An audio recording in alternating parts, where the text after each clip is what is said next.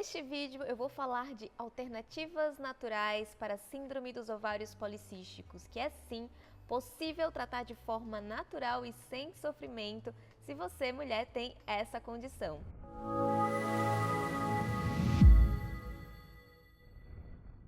E antes disso, antes de falar o que é de fato a síndrome dos ovários policísticos, eu particularmente passei por essa condição, especialmente lá na minha adolescência. Aos 16 anos eu fui diagnosticada com a síndrome dos ovários policísticos e me disseram que a única alternativa que eu tinha para tratar a minha síndrome dos ovários policísticos era o uso do anticoncepcional, da pílula anticoncepcional, que era aquilo que iria regular o meu ciclo menstrual.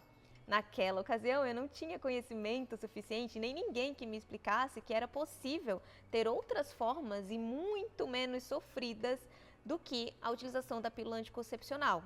Hoje a gente sabe e a gente tem muitas evidências científicas falando dos prejuízos para a saúde da mulher do uso da pílula anticoncepcional e que pior, no caso de quem tem a síndrome dos ovários policísticos, ela pode piorar, especialmente quando você para de tomar e você quer parar de tomar por alguma razão para a sua fertilidade, por exemplo.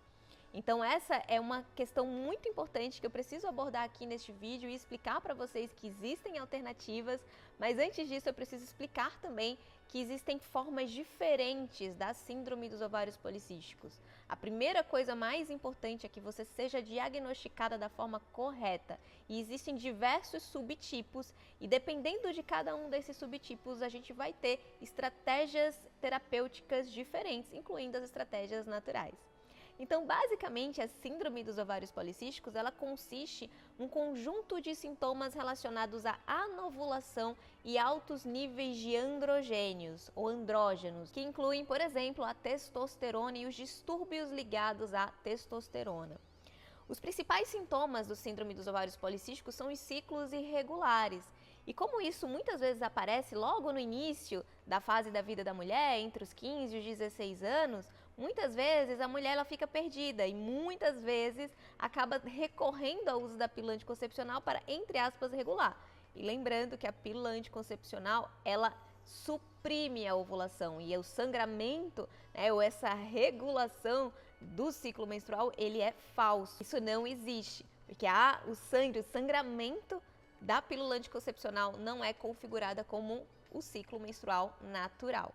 Outros sintomas da síndrome dos ovários policísticos incluem pelos faciais e corporais excessivos, chamado de hirsutismo, que o verdadeiro é quando a gente tem pelos no queixo, bochechas, barriga e ao redor dos mamilos, acne, queda de cabelo, ganho de peso e infertilidade. A síndrome dos ovários policísticos tem um risco muito grande para as mulheres porque ele pode aumentar o risco de diabetes e de doenças cardiovasculares. Mas a grande questão aqui é que você seja diagnosticada da forma correta e identificada qual é o tipo da sua síndrome dos ovários policísticos. Existem vários critérios de diagnósticos para a síndrome dos ovários policísticos que vai aparecer aí na telinha. E os subtipos que vão configurar algumas características metabólicas da sua alteração. A primeira delas é a resistência à insulina. Os principais fatores interferentes, nesse caso, que aumentam o risco para a síndrome dos ovários policísticos e pioram o quadro, por exemplo, é o excesso do consumo de açúcar, de farinha refinada, de carboidratos, o acúmulo de gordura corporal, o excesso de peso. Quanto mais você vai ganhando peso, maior o risco e maior esse distúrbio fica. E o excesso e o acúmulo de toxinas, quanto menos você tem a capacidade de eliminar toxinas pelo seu corpo e quanto maior a ingestão de substâncias tóxicas e que você se expõe. O segundo tipo, que é um tipo muito comum, que é uma espécie de síndrome do ovário policístico pós-uso de pílula. Como eu falei, o uso da pílula anticoncepcional ela piora e aumenta o risco para a síndrome dos ovários policísticos.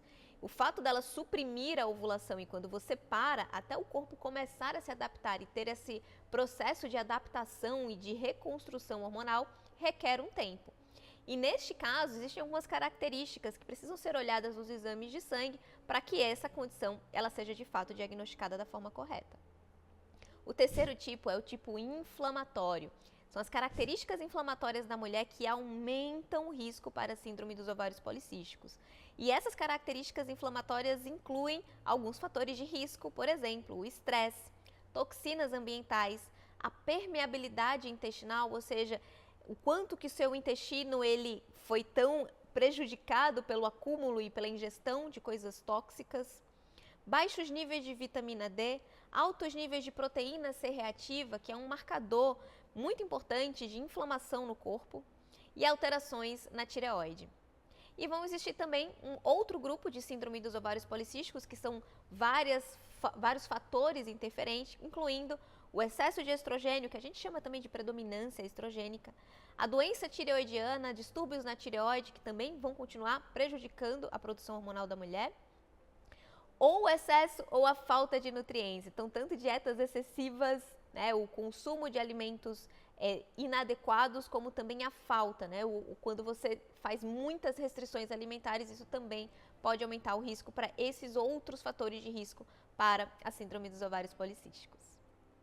Bom, e quais são as terapias convencionais que a gente vê muitas vezes as mulheres sofrendo por causa do uso de determinados medicamentos que a medicina convencional ela impõe sem nos explicar de fato o que está acontecendo com o nosso corpo e sem de fato tratar a causa raiz, que é o uso da pílula anticoncepcional.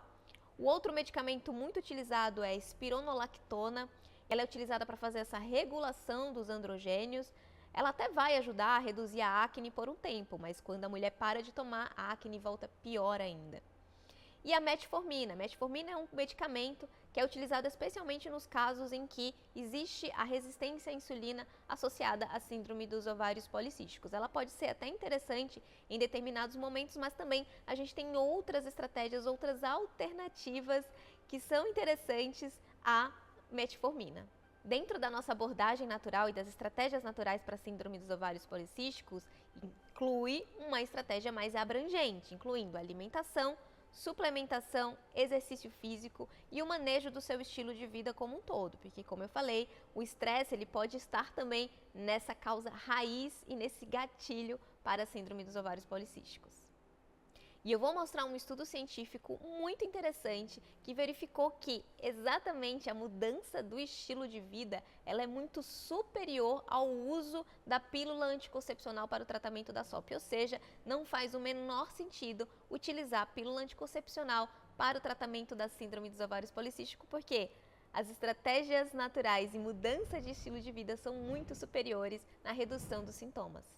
E com base na minha própria experiência com a síndrome dos ovários policísticos e tudo que eu estudei, baseado nos estudos científicos e na minha prática comigo e também com as minhas pacientes, eu criei o método Gaia. Esse método é um método que eu ensino no meu curso Ciclos da Mulher e Saúde Feminina, em que eu explico o passo a passo de quais são essas estratégias e quais são os principais alvos que vão ajudar também na síndrome dos ovários policísticos. E esse método inclui estratégias que vão melhorar a saúde das suas mitocôndrias, a saúde do intestino. É muito importante a gente cuidar e tratar o nosso intestino.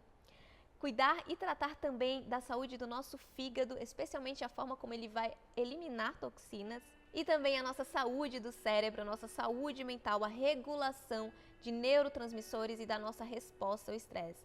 Esses 4 grandes alvos, eles são muito importantes que a gente tenha abordagens completas para esses 4 grandes alvos. E se você quiser saber mais informações sobre o curso, é só clicar aqui no primeiro link na descrição deste vídeo. Eu vou apresentar para vocês um outro estudo muito interessante com estratégias que devem fazer parte, independente do seu tipo de síndrome dos ovários policísticos. E esse estudo aqui ele é muito interessante porque ele verificou que a suplementação com ômega 3, ácido R-alfa-lipoico, que é uma substância extremamente antioxidante e muito importante para as mitocôndrias, e o N-acetilcisteína. A N-acetilcisteína é uma das substâncias mais importantes para o nosso sistema imunológico e ela é precursora de uma molécula antioxidante muito importante chamada glutationa. A combinação entre essas 3 ela é muito eficiente para o tratamento de forma natural da síndrome dos ovários policísticos. Uma outra estratégia natural fundamental, especialmente se você sofre do hirsutismo, da questão dos pelos, da acne, a pele muito oleosa, é o chá de menta espicata. A menta espicata, também conhecida como hortelã ou menta, ela é muito importante para fazer esse efeito anti-androgênico. E a nossa recomendação é utilizar em torno de 2 a 5 gramas da erva 250 ml pelo menos 2 vezes ao dia nas fases iniciais das suas estratégias naturais para a síndrome dos ovários policísticos. E vai aparecer agora para vocês essa tabela com as estratégias para cada uma dessas características diferentes da síndrome dos ovários policísticos. Então, por exemplo, para quem tem a SOP com resistência à insulina, a nossa estratégia básica de alimentação é a redução do consumo de carboidrato, especialmente fazendo uma estratégia bem low carb ou cetogênica, aquela que você vai estimular a produção de corpos cetônicos. Associado a isso também, adaptar o seu corpo ao jejum intermitente. Isso vai potencializar para que você tenha essa redução da resistência à insulina e você consiga equilibrar o seu metabolismo de carboidrato. Os suplementos que são importantes aqui para quem tem a resistência à insulina associada à síndrome dos ovários policísticos é a utilização do mio-inositol, a berberina, o ácido lipoico, magnésio, zinco, coenzima Q10 e vitamina D. São fundamentais para quem tem esse tipo de SOP. No nosso segundo caso, que é a síndrome pós-pílula, uma das estratégias mais importantes para voltar a regular o ciclo menstrual é a utilização do Vitex Agnus Castus. Mas atenção, que ele só deve ser utilizado depois de 4 meses que você parou de fazer o uso da pílula anticoncepcional, porque esse é o tempo em que seu corpo naturalmente precisa se adaptar para que seus hormônios eles voltem a ter o equilíbrio novamente. E o nosso terceiro tipo, que é o tipo inflamatório, as estratégias, obviamente, elas vão ser voltadas para a redução da inflamação. Quanto mais estratégias anti-inflamatórias, sua alimentação anti-inflamatória, também com redução de carboidrato, mas não precisa ser tão cetogênica, mas com ativos e fitoquímicos que sejam importantes para isso, ômega 3, cúrcuma, gengibre, várias ervas que estejam disponíveis para você no dia a dia, a utilização de chás, várias dessas formas elas vão ser super importantes para compor o seu estilo de vida. E de suplementação, que são extremamente importantes aqui também, é o uso do NAC, coenzima Q10, magnésio e também a vitamina D. Vocês já viram que sem vitamina D é impossível a gente ter uma boa regulação hormonal. E para os outros fatores associados também à síndrome dos ovários policísticos, as estratégias elas vão depender dessa sua causa raiz. Por isso que é super importante investigar também como está a sua saúde da tireoide e aí direcionar as estratégias para melhorar a sua saúde tireoidiana. Como está o seu estresse, então direcionar as suas estratégias também para a redução do estresse, identificar quais são os seus gatilhos de maior estresse, o que está te fazendo trazer essa resposta maior ao estresse e atrapalhando também o seu ciclo menstrual. E analisar cada caso individualmente.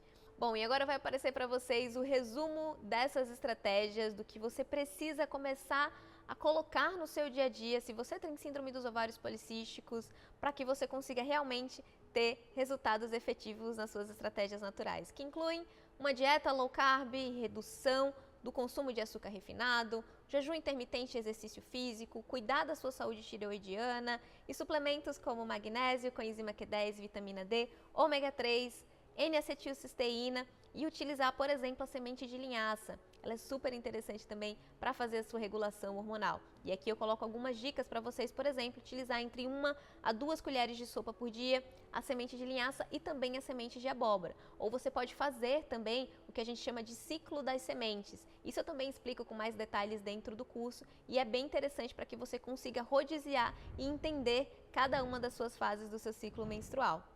E utilizar as ervas e os chás de forma bastante direcionada para suas questões. Então, como por exemplo, a menta espicata, a erva alecrim, a canela, que é excelente, especialmente para quem tem as questões associadas da SOP e resistência à insulina. O chá verde e o alcaçuz são excelentes ervas também para as estratégias na síndrome do ovário policístico.